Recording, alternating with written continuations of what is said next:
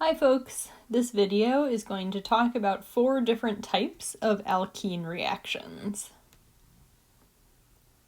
Alkene reactions are centered around the reactivity of the pi bond of the alkene, which has electron density above and below the plane of the alkene itself.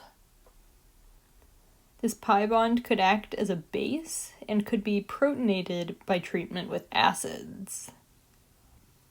After protonation, there would be a new carbon-hydrogen bond and formation of the conjugate base of the acid.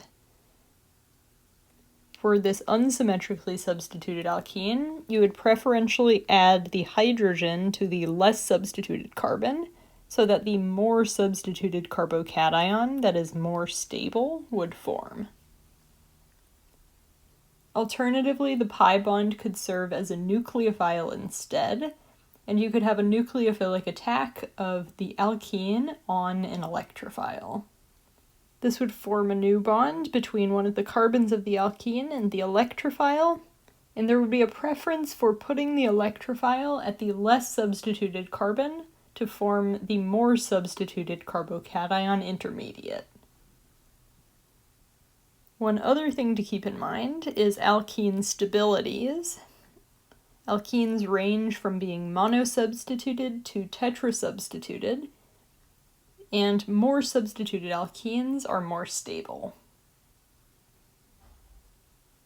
Alkene hydrohalogenation involves the addition of hydrogen and a halide across the pi bond of an alkene. The standard mechanism involves proton transfer in the first step. The alkene would act as a base to deprotonate your hydrogen chloride acid. The hydrogen would add to the less substituted carbon of the alkene to generate the more stable carbocation intermediate. The chloride anion that was generated in the first step could serve as a nucleophile to nucleophilically attack the carbocation electrophile. In the product, a new carbon-chlorine bond has formed. In alkene hydrohalogenation, the first step of the mechanism, proton transfer to generate the carbocation intermediate, is typically the rate-determining step. A reaction coordinate diagram for this standard mechanism is shown below.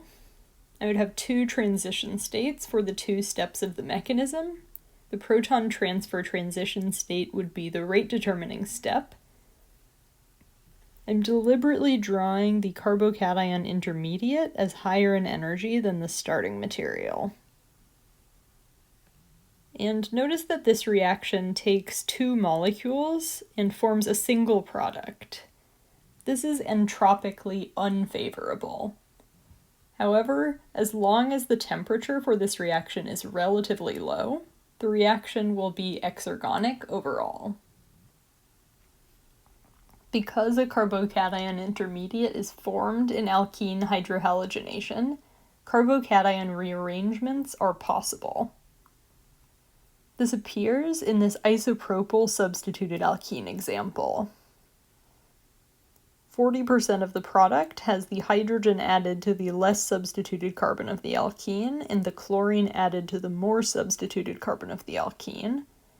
And in the other product, the chlorine has added to a different carbon that was not an original carbon of the alkene. The second product can only be explained by carbocation rearrangement. Here as well, the mechanism will begin with carbocation formation. In this step, the alkene will act as a base to deprotonate the acid, in this case HCl. The hydrogen would add to the less substituted carbon, so that the carbocation would be on the more substituted carbon that was formerly a part of the alkene. In this case, a secondary carbocation forms. In this case, a carbocation rearrangement will occur, and in particular this is a hydride shift. You would draw this as a single curved arrow from the middle of the carbon-hydrogen bond to the carbocation. After the rearrangement, the carbon-hydrogen bond has moved, and a tertiary carbocation has formed. This is more stable than the previous secondary carbocation. Then we could consider nucleophilic attack of either carbocation intermediate. The chloride nucleophile could attack the secondary carbocation. This would form the following product after carbon-chlorine bond formation. Alternatively, a chloride nucleophile could attack the tertiary carbocation center instead. This would form a different constitutional isomer of product. Notice that these two products match the ones I drew previously in the reaction equation. Another alkene reaction is acid-catalyzed hydration.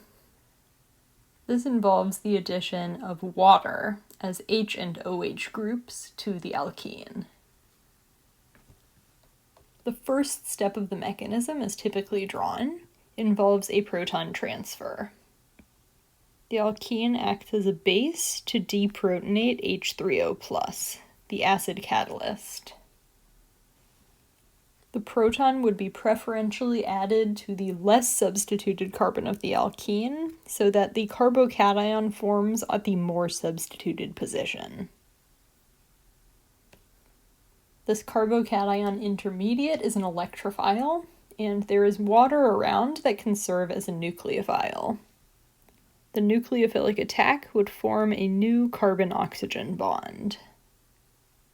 In the second intermediate of the reaction, the oxygen would be cationic with 3 bonds. To get to the neutral alcohol product, a final proton transfer is needed. Another equivalent of water could serve as the base to deprotonate the cationic oxygen. This final proton transfer generates the neutral alcohol product and regenerates the H3O+ catalyst. Acid-catalyzed hydration is regioselective, meaning that some constitutional isomers of product are formed preferentially. These preferential products arise from the more stable carbocation intermediate.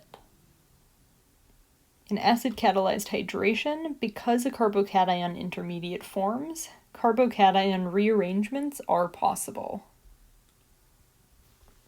Another common type of alkene reaction is halogenation, addition of Cl2 or Br2. In the standard mechanism, the first step generates a 3-membered ring with 2 carbons and 1 halogen in it. This is shown with 3 curved arrows. One arrow goes from the pi bond to the bromine. The bromine-bromine bond breaks and the electrons go to the distant bromine. And the closer bromine uses a lone pair to form a bond to one of the carbons of the alkene.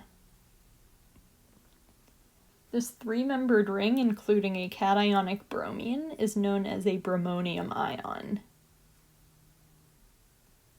The carbons of this 3-membered ring are electrophilic, and they could be attacked by a bromide anion.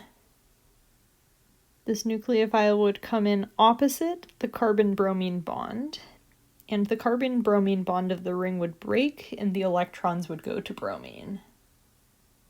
This forms the final addition product. Notice that each carbon of the alkene has a new bond to bromine. In the second step of this reaction, the nucleophile preferentially attacks the more substituted carbon of the 3-membered ring. We can explain this reactivity by drawing a second resonance form for the bromonium ion. Imagine breaking the more substituted carbon-bromine bond and bringing the electrons to bromine. the bromine would become neutral, and the carbon that was more substituted would become cationic. The resonance hybrid could be drawn with a partial bond between the more substituted carbon and bromine, and both bromine and this more substituted carbon of the three-membered ring have partial positive charge. This type of resonance is more prevalent for breaking the more substituted carbon-bromine bond because it forms a more stable carbocation resonance contributor. Because of this, the more substituted carbon has more partial positive charge than the other carbon of the three-membered ring, and therefore it is more electrophilic. The nucleophile preferentially adds to this more electrophilic carbon of the ring. Another thing worth noting is that typically what's known as anti-addition is observed. Think back to the bromonium ion up above. The bromine of the three-membered ring is blocking the top half of the molecule, and the nucleophile is going to preferentially add to the back side of the carbon. This is where the LUMO orbital is the largest, and it leads to what's known as the anti-addition product. And last, there is some variety in the second step of this mechanism. You could imagine if you had a different nucleophile other than bromide around, like a nucleophilic solvent molecule such as an amine or an alcohol. This could add as the nucleophile in the second step to generate a different product. The last reaction of alkenes I want to mention in today's video is epoxidation. This involves treatment of an alkene with RCO3H, a peroxy acid. An epoxide is a three-membered ring containing a neutral oxygen, and the byproduct of the epoxidation reaction with a peroxy acid is a carboxylic acid. The standard mechanism, as it's drawn, occurs in a single step, with 4 different curved arrows. The pi bond of the alkene attacks the oxygen with the hydrogen on it. The oxygen-oxygen bond breaks and goes to form a carbon-oxygen pi bond. The carbon-oxygen pi bond goes to form a new bond to the proton, and the electrons from the OH bond go to form a bond to one of the carbons of the alkene. This single step forms the epoxide product and the carboxylic acid byproduct. It is this oxygen of the OH group of the peroxy acid that is being transferred to the alkene. In this reaction, stereochemistry is maintained. So notice I started out with a cis-substituted alkene product, and the epoxide has cis stereochemistry of the methyl groups as well. The stereochemistry is maintained because all of the bond breaking and forming is occurring in a single step, so there is no opportunity for half of the molecule to rotate to change the stereochemistry. Alright, so today's video was meant to give you an overview as a bit of a review of what you've seen previously from Organic Chemistry 1. In class, we're going to build on these ideas, and we're going to introduce some more complication to the mechanism by looking at real data for rate laws or mechanistic experiments. That's it for this video. I will see you in class.